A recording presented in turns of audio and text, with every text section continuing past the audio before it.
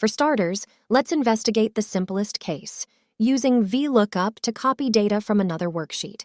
It is similar to a regular VLOOKUP formula that searches on the same worksheet. The difference is that you include the sheet name in the table_array argument to tell your formula in which worksheet the lookup range is located. The formula of VLOOKUP, which we use to get data from another sheet, is $VLOOKUP, lookup_value, sheet, range, col_index_num, range lookup. As an example, let's pull the sales figures from the Jan report to the sales sheet. For this, we use the VLOOKUP formula in the cell F8. Lookup values are in column E on the sales sheet, and we refer to the first data cell, E8. The table array is the range F7, G15 on the Jan sheet. To refer to it, prefix the range reference with the sheet name followed by the exclamation point.